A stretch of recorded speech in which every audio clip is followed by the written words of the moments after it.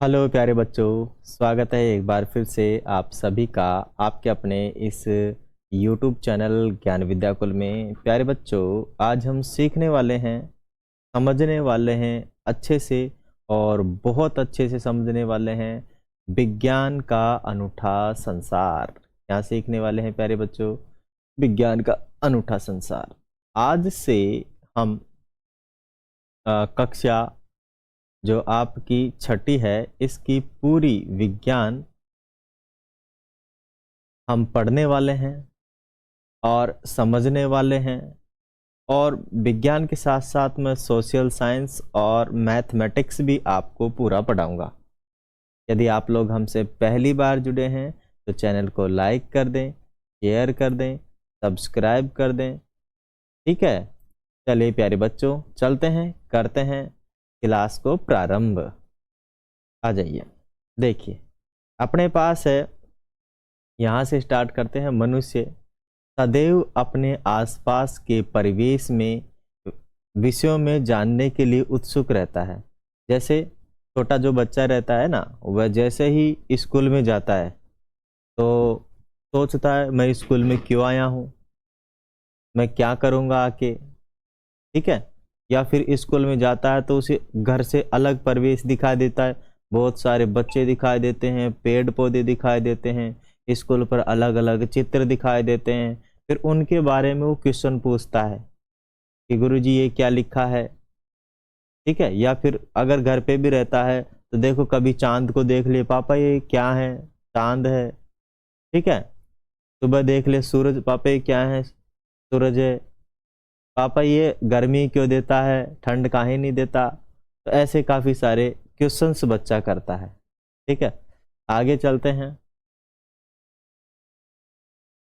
आगे अपने पास है क्या कि बचपन में ही बचपन में ही हम अपने आसपास के क्षेत्र के बारे में खोजने लगते हैं।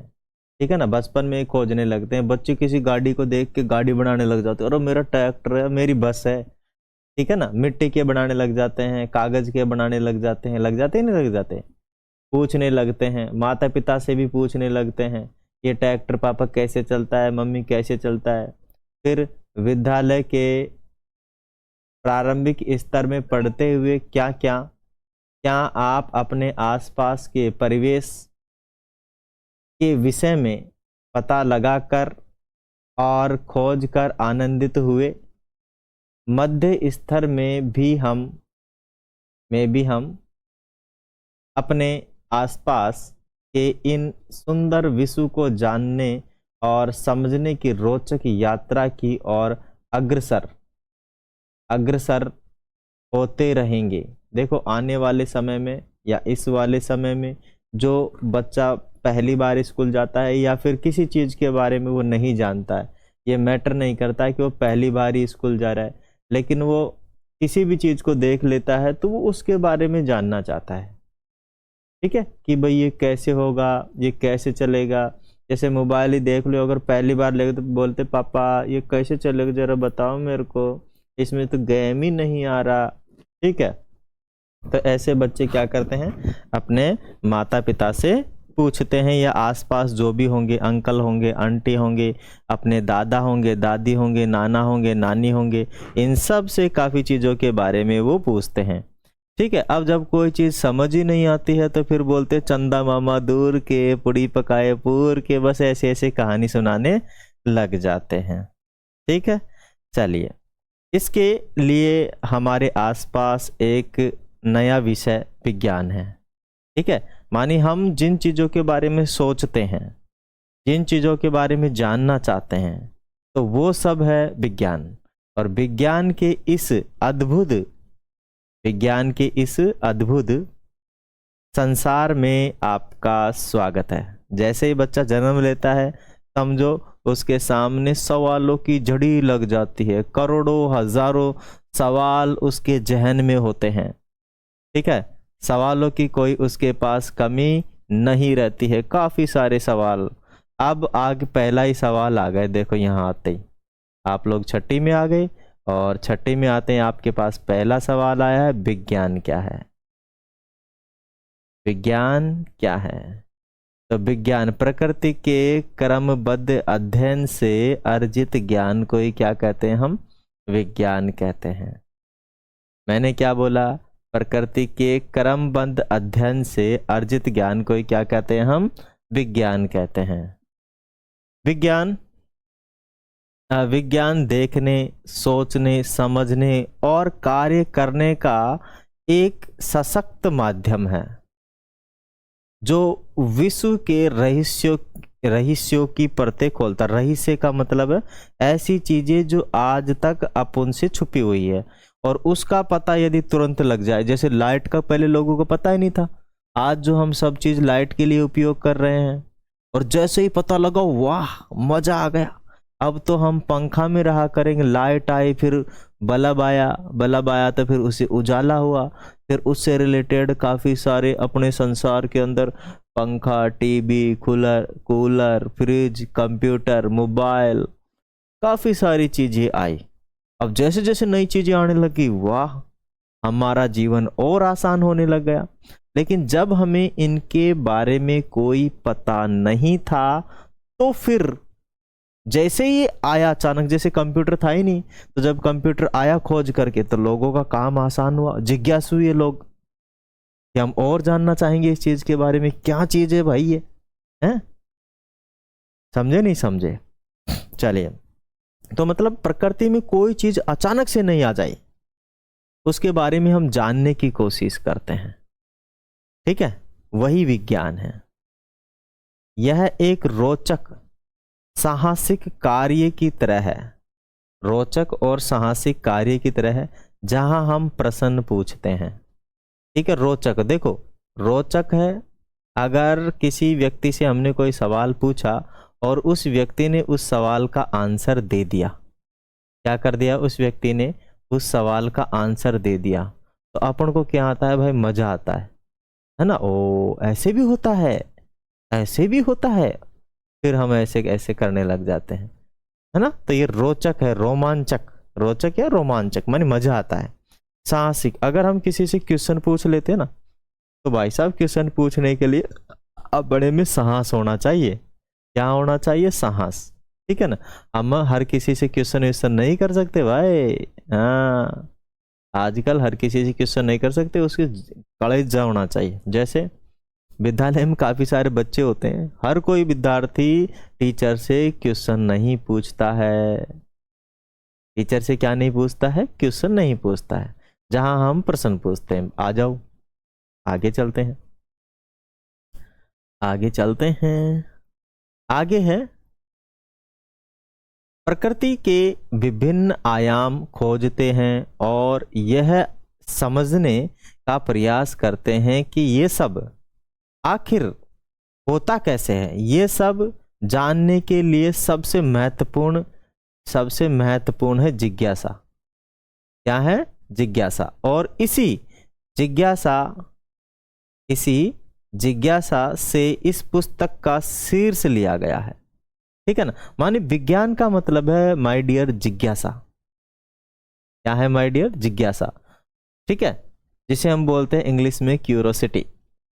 जानने की उत्सुकता ही जिज्ञासा है। कोई चीज अचानक से अपने को दिखाई दे जाए, उस चीज के बारे में हमें पता नहीं है और हम किसी से पूछें, वही जिज्ञासा है बच्चों। वही क्या है? जिज्ञासा है। आ जाओ। अध्ययन चाहे रेत के छोटे कणों का हो या बड़े पर्वतों का, घास के तिनके का हो या विस्तृत जंगल का, विस्तृत मानी बहुत फैला हुआ जंगल का, यहां हमें सदा ही नित नई खोजों के लिए प्रेरित, उत्साहित करता रहता है। प्रेरित क्या करता रहता है? उत्साहित करता रहता है। क्या आपने कभी रात के आकाश में चमकते तारों को ध्यान से देखा है? बताओ किस किसने देखा है? वैसे कह सभी बच्चे देखते हैं रात में तारे, तो देखते हैं नहीं देखते? बताओ। देखते हैं। ठीक है ना? सभी बच्चे रात में तारे देखते हैं। देखते नहीं देखते? बिल्कुल देखते हैं। बहुत अच्छी बात है, हमें देखना भी चाहिए। क्या करना भी चाहिए अपने को? देखना भी चाहिए, है ना। अब इनके बारे में थोड़ा सा हम और जानेंगे। अब देखो यहाँ अपने पास काफी सारा क्या विहंगम दृश्य है, बहुत प्यारा सा दृश्य है। और ये कहाँ का दृश्य है प्यारे बच्चों? ये है अपने पर्वतों का, पर्वतीय क्षेत्र। इसमें काफी सारे देखो हरी हरी घासें हैं, हरे हरे पेड़ लंबे लंबे हैं, और इन पहाड़ों पर भी क्या है, बर्फ जमी हुई है। अब इनके अंदर क्या क्या हो सकता है? इनके अंदर काफी सारी चीजें दबी हुई हो सकती है। सोना हो सकता है, चांदी हो सकती है, तांबा हो सकता है, मिट्टी तो है ही इसमें, पेड़ भी है ही इसमें, खाद भी मिलेगी आपको, पानी भी स्टोर मिलेगा आपको, ठीक है। सोना भी हो सकता है इसके नीचे दबा हुआ, ग्रेनाइट भी मिल सकती है इन पत्थरों के अंदर, ठीक है। हीरे भी मिल सकते हैं, जवाहरात भी मिल सकते हैं। मानी प्रकृति है, और प्रकृति में खनिज तत्वों की कमी ही नहीं है। अब आगे बोला गया है कि भाई कि तारों को चमकते आपको ने देखा है। अब आपने देखा है तो फिर क्या सोचा है? ये सोचा कि तारे चमकते क्यों हैं, तारे क्यों चमकते हैं। आया तो होगा, अरे इतने सारे तारे कैसे टिमटिमा रहे हैं, कैसे चमक रहे हैं, क्या कारण है, इनके पास बिजली कहाँ से आई है? चमक रहे तो मतलब लट्टू ही चमकता है ना, अपने बल्ब ही तो, बल्ब चमकता है तो बल्ब तो बिजली से चमकता है कि नहीं है? तो फिर बल्ब भी, ये भी बिजली से ही तो चमकेंगे, है ना। तो फूल को खिलते देखा है आपने? फूल को खिलते देखा है किसी फूल को? आप स्मित हुए हैं? विस्मित, विस्मित का मतलब अचंभित, विस्मित हुए हैं आप?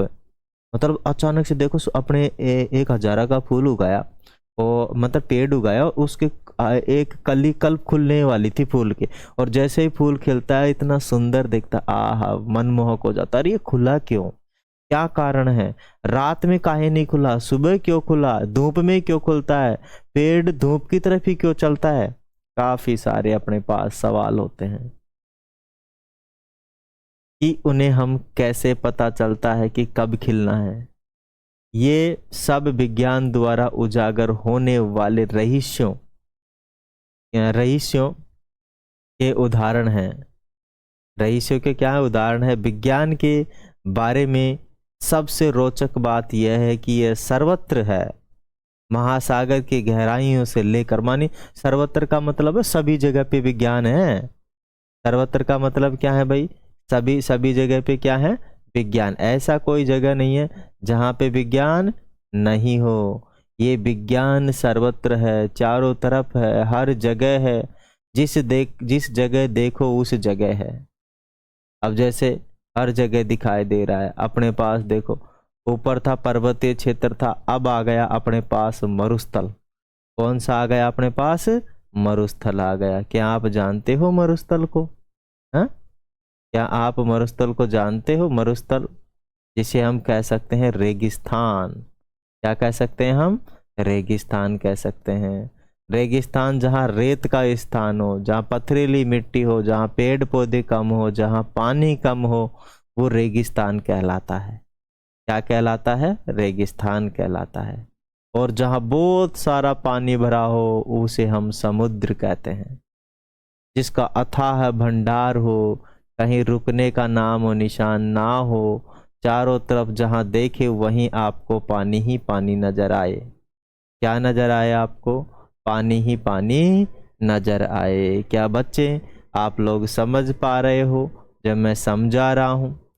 ठीक है। अब यहाँ देखो रेत है, अपने जैसे राजस्थान की बात करें, माने भारत का सबसे बड़ा मरुस्थल की बात करें तो रेगिस्तान है, जिसे हम थार का मरुस्थल कहते हैं। ठीक है। वैसे विश्व का सबसे बड़ा जो मरुस्थल है सहारा रेगिस्तान है।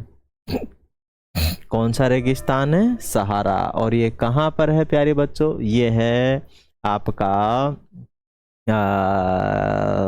अफ्रीका के अंदर। ठीक है। एक गोबी का मरुस्थल है, काफी सारे मरुस्थल हैं। इधर समुद्र हैं, अपने दक्षिण में, भारत के दक्षिण में समुद्र है ना। भारत 3 और समुद्र से घिरा है, इसीलिए भारत को प्रायद्वीप कहते हैं। क्या कहते हैं? भारत को प्रायद्वीप कहते हैं, क्योंकि ये कितनी ओर से घिरा हुआ है? तीन ओर से समुद्र से घिरा हुआ है। आ गई बात समझ में? नहीं आई क्या? क्योंकि ये तीन ओर से क्या हो रखा है, समुद्र से घिरा है, इसीलिए क्या कहते हैं? हाँ, प्रायद्वीप। ठीक है, चलिए आगे। ओके, चले चले भाई। अब आ गया, देखो। क्या जीव अपने पृथ्वी पर ही रहते हैं? हाँ बिल्कुल, पृथ्वी पर ही रहते हैं, लेकिन पृथ्वी में भी अपने कितने वो हैं, स्थल हैं। तो अगर हम बात करें जल थल और वायु, है ना, जल थल और नभ कहते हैं ना। तो अब अपने पास देखो, थल पर तो अपन रहते ही हैं, आप जानते हो अच्छे से कि भाई थल पर कौन रहता है, अपन ही रहते हैं, है ना। थल पर कौन रहता है? थल, है ना। थल पर तो अपन रहते हैं। राइटिंग में थोड़ा भाई साहब दिक्कत हो सकती है, क्योंकि अभी सीख ही रहे हैं। थल, है ना, यहाँ थोड़ा लिखने में इशू रहेगा, धीरे धीरे फिर हो जाएगा। ठीक है, तो थल पर कौन रहता है? अपन रहते हैं थल पर। थल पर कौन? अपन रहते हैं। ओके, अब ये देखो, ये है समुद्र, जल। जल के अंदर भी करोड़ों प्रकार के जीव जंतु रहते हैं। ये मछलियां हैं, ठीक है, अलग प्रकार प्रकार की यहाँ वनस्पतियां हैं, समुद्र के अंदर भी वनस्पतियां उगती है। मछलियां हैं, अलग अलग करोड़ों प्रकार की मछलियां हैं, करोड़ों प्रकार की इसके अंदर वनस्पतियां हैं। और ये भी कई कई किलोमीटर का होता है अंदर गहरा। जैसे समुद्र का सबसे गहरा स्थल जो है मैरियाना ट्रंच है, और मैरियाना ट्रंच कितना किलोमीटर गहरा है? 11 किलोमीटर। 11 किलोमीटर गहरा है मैरियाना ट्रंच। ठीक है, हाँ, कितना किलोमीटर है? 11 किलोमीटर। वो सबसे गहरा गर्त है समुद्र का, 11 किलोमीटर। ठीक है ना, 11 किलोमीटर। अब यह है देखो आकाश गंगा। आकाश गंगा जिसे हम कहते हैं मंदाकिनी। मंदाकिनी अपनी आकाश गंगा है, अपनी वाली आकाश गंगा है ना, शायद मंदाकिनी है। और इसके केंद्र में सूर्य है, और इसके केंद्र में क्या है? सूर्य। और इसके चारों तरफ जितने भी ग्रह नक्षत्र और अपने आकाश गंगा में तारे वगैरह हैं, सब इसके तरफ क्या कर रहे हैं? चक्कर काट रहे हैं। क्या कर रहे हैं भाई? चक्कर काट रहे हैं इसके चारों तरफ। ठीक है, और इसमें करोड़ों अरबों तारे हैं, कोई काउंटिंग नहीं है। आ जाओ भाई, आ जाओ। आगे आ गया है अपना। ओ माय गॉड, ये क्या हो गया है? हाँ, कभी कभी हो जाता है ऐसा। ठीक है, तो भाई प्यारे बच्चों, यदि आप लोग हमसे पहली बार जुड़े हो तो चैनल को लाइक कर दें, शेयर कर दें, सब्सक्राइब कर दें, और एक प्यारा सा कमेंट जरूर भेजें। आगे चलिए। विज्ञान एक व्यापक और अंतहीन जिज्ञासा पहेली जैसा है। हमारे द्वारा की गई प्रत्येक प्रत्येक नई खोज, हमारे द्वारा की गई प्रत्येक नई खोज पहेली का एक टुकड़ा जोड़ देती है। और आपको पता है कि यह तो इस पहेली की सबसे अच्छी बात है, इसकी कोई सीमा नहीं। ठीक है ना, माने इसकी कोई सीमा नहीं है कि क्या क्या खोज सकते हैं, क्या क्या खोज सकते हैं। देखो, कंप्यूटर आने से पहले पता लगा था क्या कि कंप्यूटर भी होगा? मोबाइल आने से पता लगा था कि मोबाइल भी होगा, ऐसा ऐसा जिसमें हम दिन रात समय गुजारेंगे फालतू में देख देख के, हैं, टाइम वेस्ट करेंगे। क्योंकि ज्ञान का हर नया भाग नए प्रश्नों तथा खोजों की ओर ले जाता है। हम कभी कभी देखते हैं कि इस पहेली का एक टुकड़ा गलत स्थान पर जोड़ दिया गया है,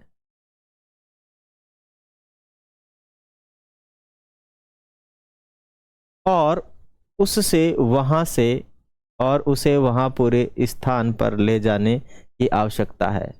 नई खोजें प्राय विश्व के बारे में हमारी समझ बढ़ाती है। नई खोजें प्राय विश्व के बारे में अपनी क्या करती है? नई समझ बढ़ाती है। जैसे आप जैसे जैसे पुस्तक पढ़ेंगे, आपको आपके सामने अनेक रोचक विचार आएंगे। आप कई नए प्रयोग करेंगे जो आपको विचार करने को प्रेरित करेंगे। आप यह भी जानेंगे कि दैनिक जीवन में ये सब कैसे उपयोगी हैं। अनुमान लगाएं कि जब हम नई जब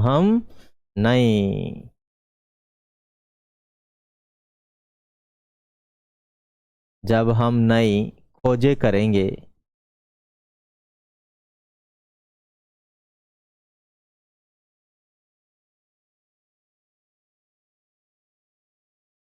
जब हम नई खोज करेंगे तो क्या होगा? तब तब हमें यह समझ आने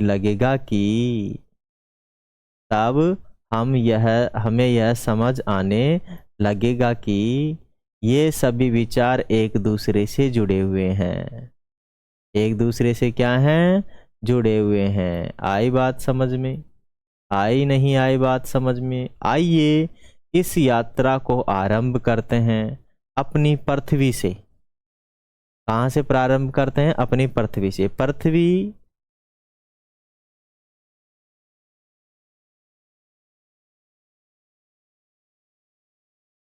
पृथ्वी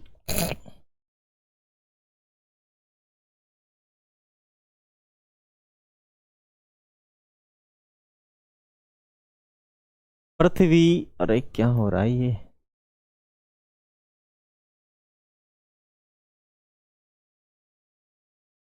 कोई नहीं, बैक कर देता हूं मैं। आइए, पृथ्वी एकमात्र ऐसा ग्रह है जिस पर जीवन है। पृथ्वी एकमात्र ऐसा ग्रह है जिस पे क्या है? जीवन है। पृथ्वी पर पर्यावरण भी है, मानी पेड़ पौधे हैं, पशु पक्षी हैं, हवा है, ऑक्सीजन है, जल है।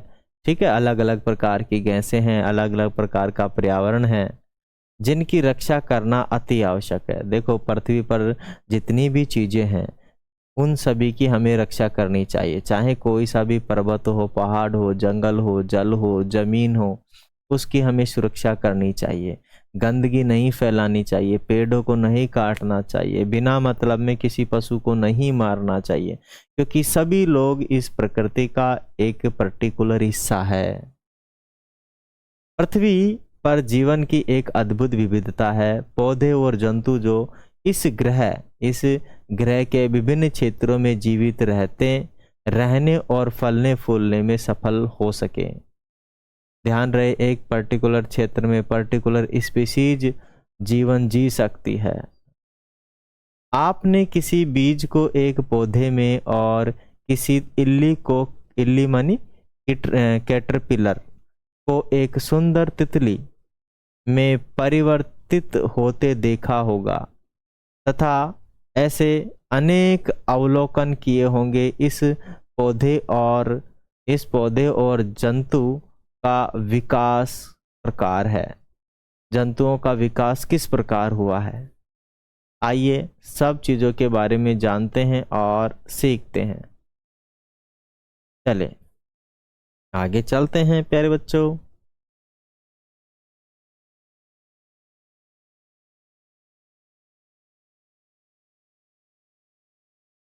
चलिए देखिए, यहाँ पे अपने पास क्या प्रकृति में हमें ही रहने का अधिकार है? क्या प्रकृति में हम ही रह सकते हैं? क्या प्रकृति में और जीव जंतु नहीं रह सकते? क्या इस जैसे जीव नहीं रह सकते? क्या गाय नहीं रह सकती? क्या भैंस नहीं रह सकती? क्या पूरी प्रकृति के अंदर मानव ही रहेगा और कोई जीव नहीं रहेगा? मानव भी एक पशु ही है, ध्यान रहे। मानव भी एक क्या है? पशु। बस बात यह है कि मानव पशु के पास दिमाग आ गया, इसलिए नई नई खोजें कर रहा है, इसलिए हम पढ़ रहे हैं। ठीक है, अपने दिमाग को अच्छा और बहुत वर्ल्ड क्लास बनाने के लिए, जिसमें अलग अलग प्रकार की सोच आए। ठीक है, इसलिए हम क्या करते हैं? पढ़ते हैं, अपने दिमाग को स्ट्रॉन्ग करने के लिए, मजबूत करने के लिए, सीखने के लिए। चलिए आ जाइए।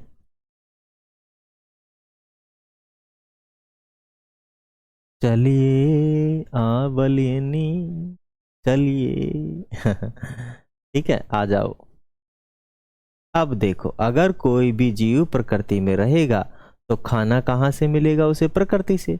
वास्तव में हमारे शरीर की वृद्धि विकास के लिए भोजन की आवश्यकता होती है। विशेष रूप से भारत में जैसे विशाल और विविध विविध देश में भोजन अत्यंत मन भावन है। मन भावन देश में विभिन्न प्रकार के स्वादिष्ट पकवान और उनको बनाने की विशिष्ट विधियां हैं। वे सब किससे बनते हैं, हम इसे कैसे पता करें? देखो, संसार के अंदर या फिर भारत के अंदर जो खाना बनाने की टेक्निक्स है, अलग अलग तरीके हैं, वो अलग, और किसी संसार के अंदर ऐसे तरीके नहीं हैं। ऐसे जो सब्जियां हैं विविध प्रकार की, वो नहीं है। जैसे अपने एक पर्टिकुलर क्षेत्र में एक विशेष प्रकार का खाना ही खाया जाता है। ठीक है, जैसे अगर हम बात करें अपने राजस्थान की, तो राजस्थान में मैक्सिमम तो हम खाते हैं दाल और सब्जी। ठीक है, और राजस्थान की काफ़ी सारी जनसंख्या जो है शाकाहारी है ना।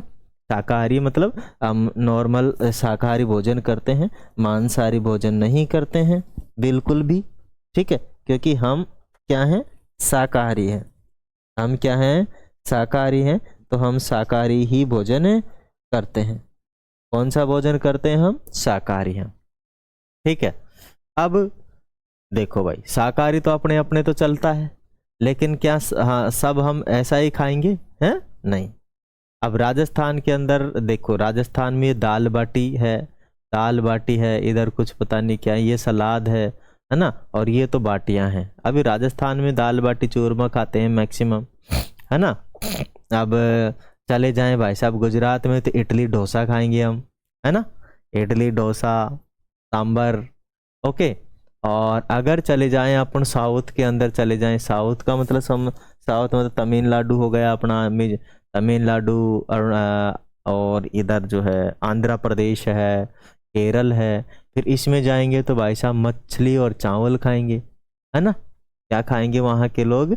मछली और चावल। मतलब भारत के प्रत्येक पर्टिकुलर हिस्से में अलग अलग लोग भोजन करते हैं, सभी जगह समान भोजन नहीं करते हैं। ठीक है, वहाँ के वातावरण के हिसाब से। अब देखो, राजस्थान में तो हमने आज तक केले के पत्ते पे खाना नहीं खाया, लेकिन साउथ के लोग केले के पत्ते पे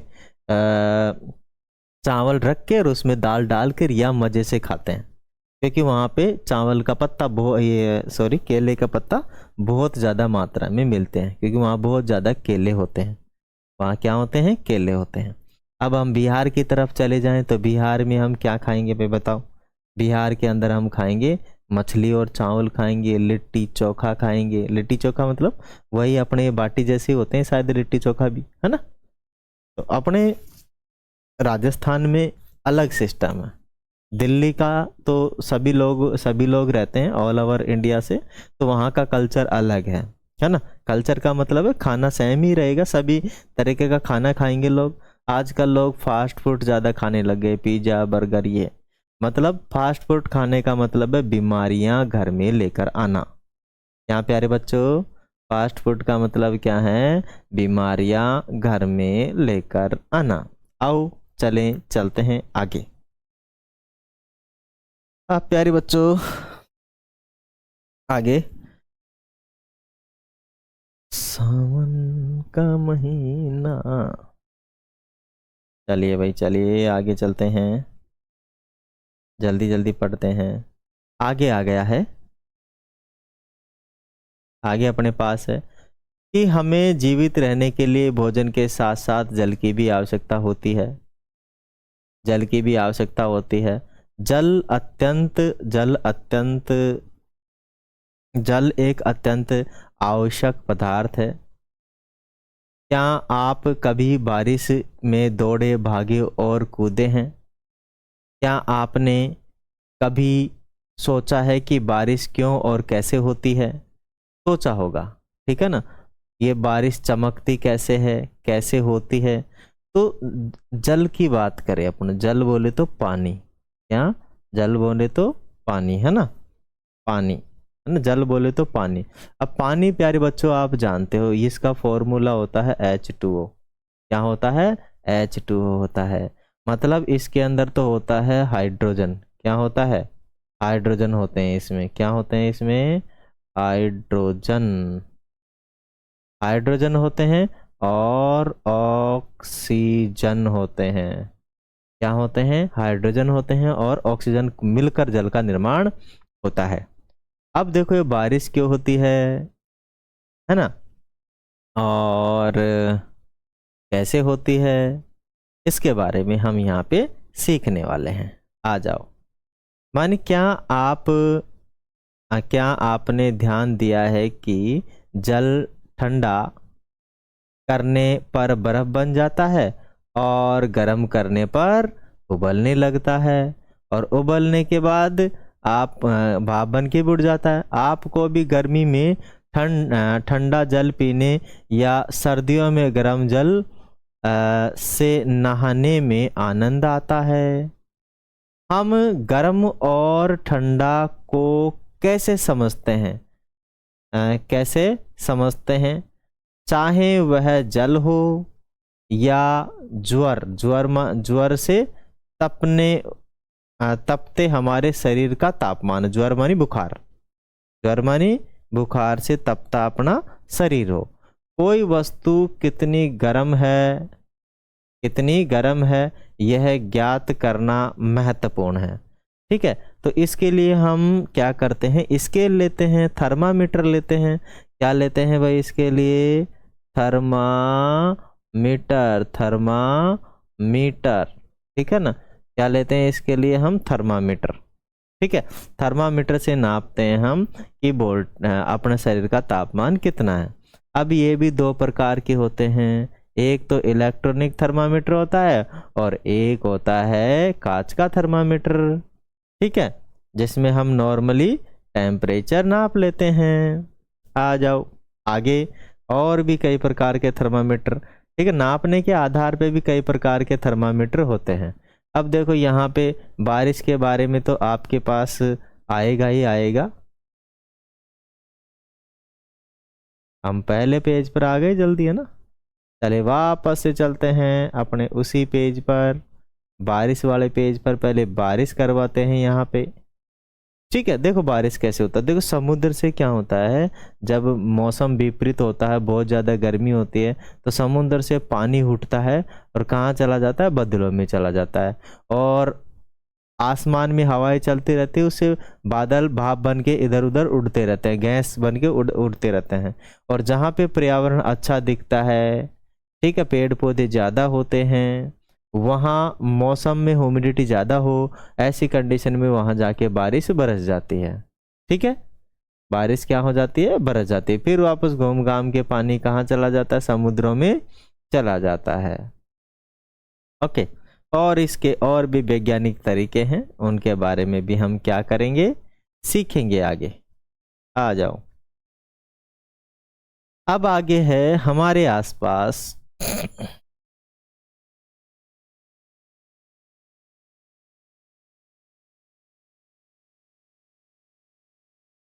चलिए आ जाइए। हमारे और फिर हमारे आसपास अनेक प्रकार की वस्तुएं, जिस जिस कागज पर हम लिखते हैं, जिस कागज पर हम लिखते हैं, धातु की चाबी हो गई, प्लास्टिक का पैमाना हो गया, अपने बॉक्स में मिटाने वाला रबर हो गया, बॉक्स को बंद करने वाला चुंबक हो गया, हमारे पहनने के कपड़े, दूध पीने का प्याला और बहुत सी अन्य वस्तुएं हैं। ये सभी किससे बनी होती है, क्या ये विभिन्न प्रकार के पदार्थों से बनी होती है। हाँ बिल्कुल सही बात है। विभिन्न पदार्थ को एक दूसरे से कैसे पृथक करते हैं, आइए आगे हम सीखते हैं। जैसे भाई प्लास्टिक, काफ़ी सारी प्लास्टिक की चीज़ें होती हैं, लोहे की होती है, एल्युमिनियम की होती है, ये सब अलग अलग पदार्थ हैं। सब क्या है प्यारे बच्चों, अलग अलग पदार्थ है, और इन काफी पदार्थों से अलग अलग चीजें मिलकर बनी होती है। आगे आ जाओ, यहाँ पे माता जी है और माँ तारों को दिखा रही है अपने प्यारे प्यारे चिन्ने चिन्ने बच्चों को। चलिए आगे है, इस पुस्तक इस पुस्तक थोड़ा सा मैं रखने का तरीका रख लूं, है ना, थोड़ा सा दिक्कत हो रहा है मेरे को। आगे चलिए, माने इस पुस्तक की यात्रा में हम जैसे जैसे आगे बढ़ेंगे वैसे वैसे इस पृथ्वी पर विद्यमान विद्यमान प्रत्येक वस्तु के बारे में प्रश्नों की एक अंतहीन सूची, अंतहीन जिसका अंतिम ही नहीं हो, बनती जाएगी। किंतु प्रश्नों की यह सीमा केवल पृथ्वी के लिए ही क्यों, हम इसे इससे परे सूर्य, चंद्रमा, आकाश में चमकने वाले लाखों तारों पर भी प्रश्न पूछ सकते हैं। चाहे आपको किसी पत्ती की संरचना के बारे में जानना हो, पत्ती मानी पत्ती जानते हो, पेड़ की पत्ती की संरचना के बारे में जानना हो, या यह कि वस्तु कैसे गति करती है, यह कि मूंगफली के छिलके को कैसे अलग करते हैं, इस पुस्तक का प्रत्येक अध्याय आपकी जानने की इच्छा को जागृत करेगा। संभवतः आपके मन में अनेक प्रश्न पैदा करेगा, चाहे आपने ध्यान न दिया हो, फिर भी आप अनेक प्रश्नों के उत्तर अब तक ढूंढते रहे होंगे। मान लीजिए कि आपकी कलम लिखना बंद कर देती है, तब आप क्या करेंगे? फिर फूंक देंगे पीछे से। ज्यादातर बच्चे यही करते ना, अरे खोल के देखो, फूंक दो, कहीं चल जाए, पर स्याही नहीं होगी तो कैसे चलेगा। आप शायद अपने आप से यह प्रश्न पूछेंगे, ठीक है ना, कि क्यों नहीं चली। फिर हम देखेंगे अरे इसलिए नहीं चली, स्याही बीत गई या फिर कुछ हो गया। मेरी कलम ने लिखना बंद क्यों कर दिया? आप यह अनुमान लगाएंगे कि कलम में स्याही समाप्त हो गई होगी। क्या समाप्त हो गई होगी? स्याही समाप्त हो गई होगी। यही हम क्या करेंगे? अनुमान लगाएंगे। यही हम क्या करेंगे? अनुमान लगाएंगे। और क्या अनुमान लगा सकते हैं? ठीक है, चेक करेंगे कि भाई अपने ये स्याही तो खत्म नहीं होगी।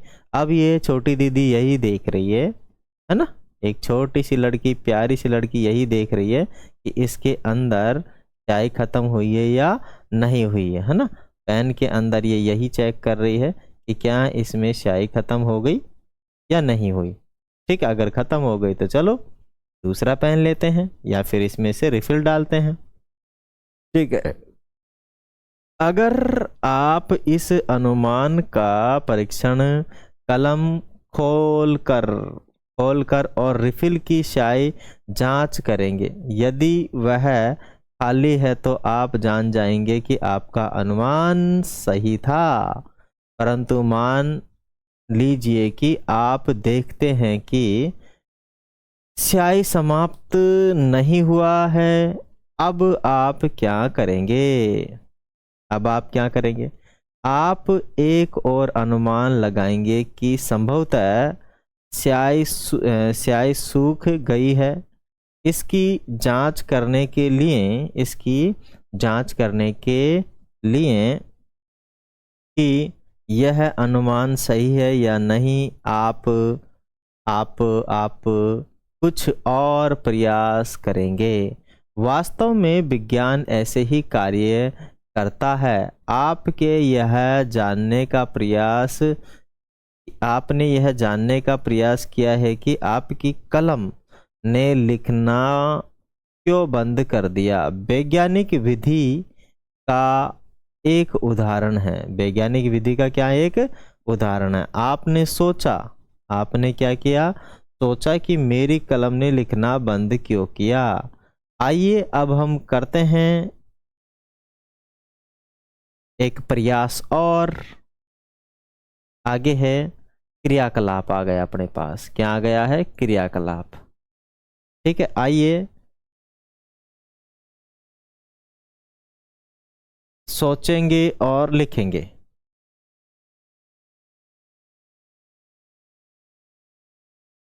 आइए सोचेंगे और लिखेंगे। एक बार मैं भाई मेरी ये चेक कर लेता हूँ बैटरी मेरे जो क्या बोलते हैं स्पीकर की जो मैं लगा रखा हूँ, क्या बोलते हैं इसे, माइक।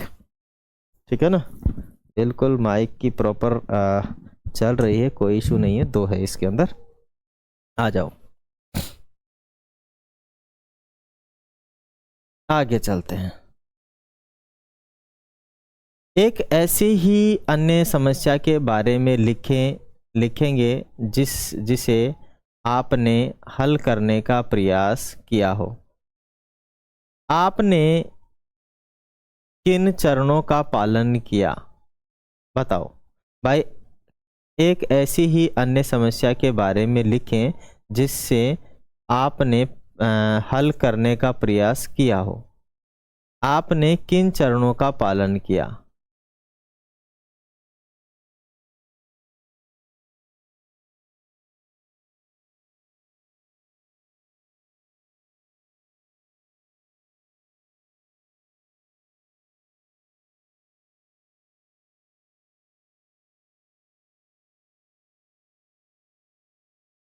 विज्ञान केवल तथ्यों एवं आंकड़ों को याद करना और केवल प्रयोग करना नहीं है। विज्ञान चरण दर चरण प्रक्रिया का पालन करते हुए हमारे प्रश्नों के उत्तर ढूंढने में सहायक होता है। वे कौन से चरण हैं जिनका हम अनुपालन करते हैं? वे कौन से चरण हैं जिनका हम अनुपालन करते हैं?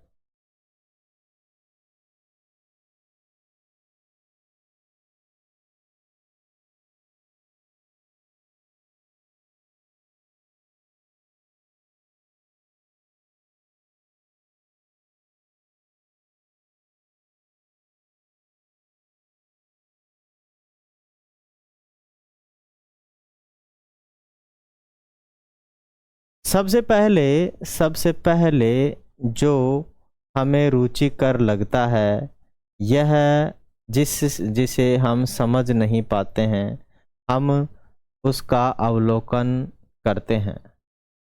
यह अचंभित करता है और शायद हम उसके बारे में प्रश्न सोचते हैं। इसके बाद हम उस प्रश्न के संभावित उत्तर का अनुमान लगाते हैं। भाई पहले यही करेंगे, हम अचंभित करेंगे, फिर शायद हम उसके बारे में एक प्रश्न सोचते हैं, फिर उसके बाद हम एक प्रश्न से संभावित उत्तर का अनुमान लगाते हैं। इस अनुमान का हम प्रयोगों और अधिक अवलोकनों द्वारा सत्यापन करते हैं। इसके बाद हम परिणामों का विश्लेषण करने का प्रयास यह देखने के लिए करते हैं कि क्या इससे वास्तव में हमारे प्रश्न का उत्तर प्राप्त हुआ या नहीं। हमारे प्रश्न का उत्तर प्राप्त हुआ या नहीं। ठीक है, ये सब हम सोचते हैं। अब अपने पास आ गया भाई साहब अपने घर के अंदर यूज आने वाला एक घरेलू चूल्हा। ठीक है, आप लोगों ने देखा होगा, देखा नहीं देखा ये घरेलू चूल्हा? किस किस ने देखा है? हर घर में है। ठीक है ना, आजकल जो गांव में हो चाहे शहर में हो, सरकार ने सबको एक एक गैस चूल्हा दिया है कि भाई सब लोग क्या करेंगे, एक एक गैस चूल्हा यूज लेंगे। ठीक है, क्योंकि भारत देश के अंदर प्रदूषण बहुत ज़्यादा मात्रा में हो रहा है, तो आप लोग किस गैस का यूज करेंगे? सीएनजी का यूज करेंगे। किसका करेंगे? सीएनजी। ठीक है ना, कंप्रेस्ड नेचुरल गैस, सीएनजी या फिर एलपीजी। हमारे घरों के अंदर हम एलपीजी यूज लेते हैं, लिक्विड पेट्रोलियम गैस। सीएनजी हम काम में लेते हैं अपनी जो ऑटो रिक्शा है, आजकल के जो ट्रक हैं, उनके अंदर भी सीएनजी आने लगे। पहले पेट्रोल डीजल के आते थे, लेकिन अब सीएनजी ही आने लगे, क्योंकि इससे प्रदूषण कम होता है और ये पेट्रोल और डीजल के कंपैरिजन में थोड़ी सी सस्ती भी होती है। ठीक है, पेट्रोल और डीजल के कंपैरिजन में क्या होती है माय डियर? थोड़ी सी सस्ती भी होती है। क्या होती है? थोड़ी सी सस्ती भी होती है। ठीक है, चलिए पहुंचते हैं आगे।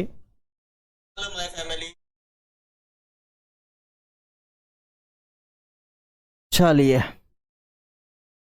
ठीक है, आगे चलते हैं। अब देखो ये इसके अंदर क्या कौन सी गैस से कनेक्टेड है? ये एलपीजी से कनेक्टेड है, लिक्विड पेट्रोलियम गैस है। एलपीजी सीएनजी, एलपीजी हो गया और सीएनजी हो गया, और एक और होगा पीएनजी ना, पीएनजी प्राकृतिक नेचुरल गैस है ना, पीएनजी प्राकृतिक नेचुरल गैस है ना। ठीक है, अब चलिए देखो इसके अंदर एक गैस चल रहा है, इस पे हमने दाल रखी है, दाल उफन गई है भाई साहब, निकल गई है।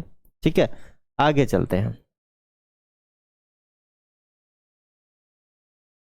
वैज्ञानिक वे लोग होते हैं जो समस्याओं का हल ढूंढने और समस्याओं का हल ढूंढने हल ढूंढने और नई वस्तुओं की खोज करने के लिए वैज्ञानिक विधि का प्रयोग करते हैं।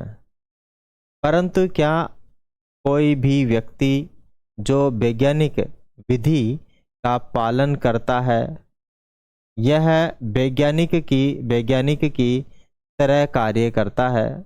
भोजन पकाने वाला व्यक्ति यह सोचकर हैरान हो सकता है कि दाल कुकर से बाहर कैसे निकली। क्या कुकर में बहुत अधिक पानी था?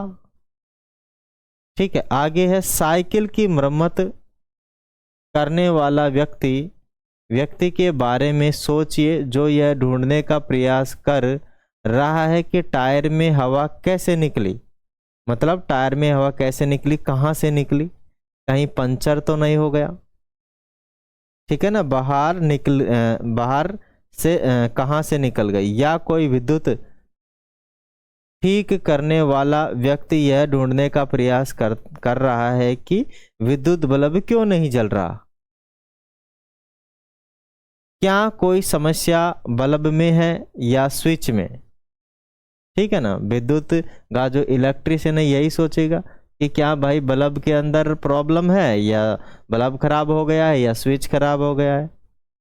यह हम प्रश्न पूछने और इनका उत्तर ढूंढने का प्रयास करते हैं, तो एक तरह से हम सभी वैज्ञानिक जैसे कार्य करते हैं। कैसे कार्य करते हैं? वैज्ञानिक जैसे कार्य करते हैं, वैज्ञानिक जैसी सोच रखते हैं। आप दैनिक जीवन की ऐसी एक परिस्थिति का वर्णन करें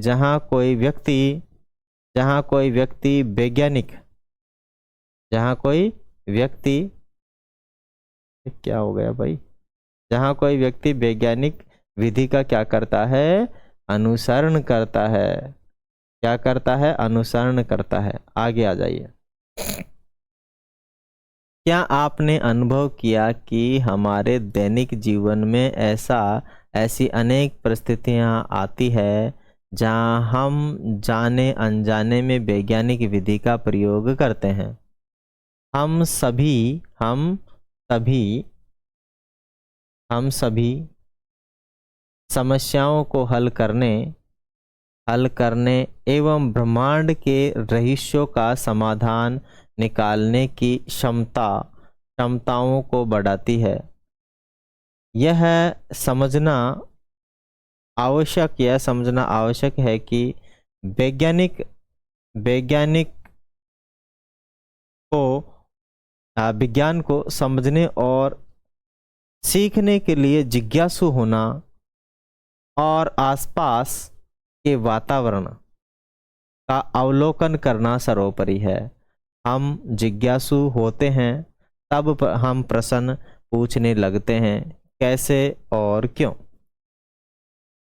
जिस दिन प्रत्येक विद्यार्थी कैसे और क्यों नाम का क्वेश्चन पूछने लग जाएगा, उस दिन वो स्वयं अपनी समस्याओं का धीरे धीरे हल निकालना प्रारंभ कर देगा और वह स्वयं एक वैज्ञानिक दृष्टिकोण रखते हुए खुद ही वैज्ञानिक धीरे धीरे बन जाएगा। समझ लो। तो आपको हर चीज के बारे में क्यों और कैसे सवाल पूछने हैं, चाहे आपके घर में हो, परिवार में हो, माता पिता से या फिर आपके गुरुजनों से। बस गुरुजी कैसे हुआ, क्यों हुआ, कैसे आया, बस आप ये पूछते रहो। आप भी सीखते जाएंगे, गुरुजी भी सीखते जाएंगे और आप अपनी जिज्ञासा के कारण बहुत ज्यादा सीख जाएंगे अन्य विद्यार्थियों की तुलना में। स्मरण रखिए कि यह संसार वस्तुओं का एक बड़ा भंडार है। यहाँ करोड़ों अरबों क्या हैं, वस्तुएं। हम नहीं जानते कि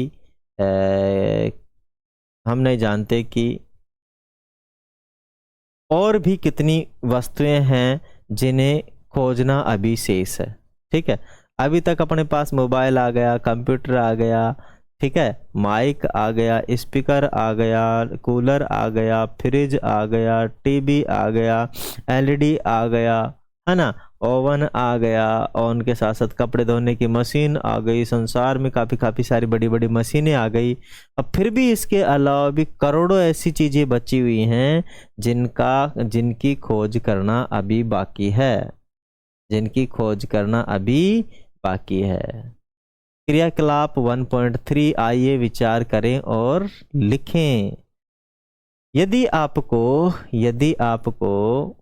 यदि आपको किसी वस्तु या घटना के बारे में प्रश्न पूछना है कि यह क्यों होती है, तो उसके बारे में आप क्या पूछेंगे? तो आप अपने प्रश्न का उत्तर किस प्रकार खोजेंगे, यह लिखने का प्रयास कीजिए। वैज्ञानिक खोजें अकेले कम ही होती हैं।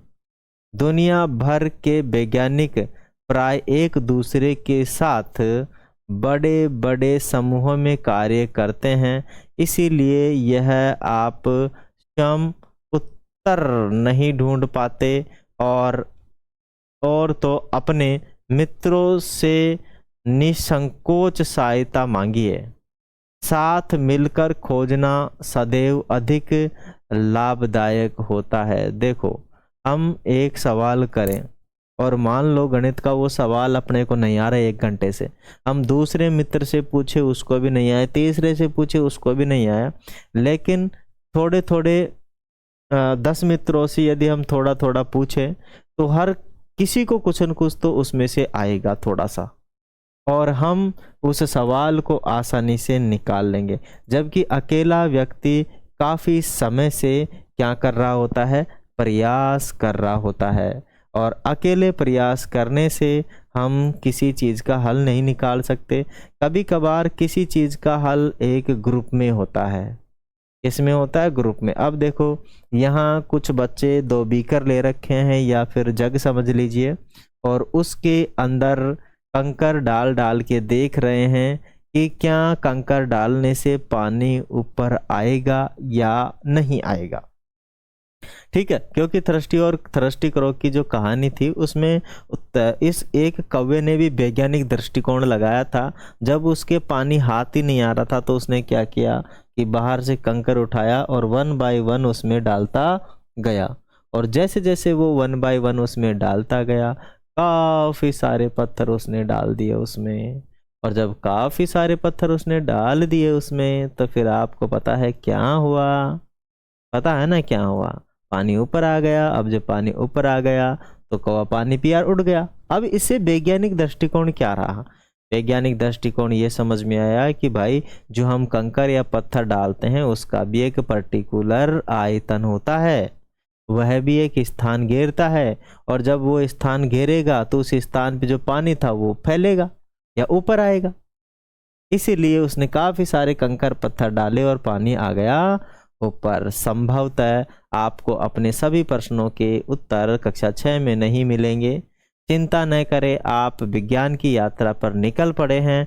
अगले 5 वर्ष के लिए या उससे भी आगे, या उससे भी आगे, ठीक है ना। अगर हम पढ़ रहे हैं कक्षा 6 में, और कक्षा 6 में पढ़ रहे हैं तो 7वीं में, 8वीं में, 9वीं में और 10वीं में थोड़ी थोड़ी सी विज्ञान हम पढ़ेंगे, थोड़ी थोड़ी सभी क्लासों के अंदर हम विज्ञान सीखते जाएंगे, क्योंकि हमारी एज अभी कम है समझो, और इस एज में हम इतना ज़्यादा ज्ञान ग्रहण नहीं कर सकते या बहुत ज़्यादा नहीं सीख सकते, क्योंकि एक विज्ञान की किताब को पढ़ने में हमें 1 साल लग जाती है, तो सोचो अभी कितना और पढ़ना है।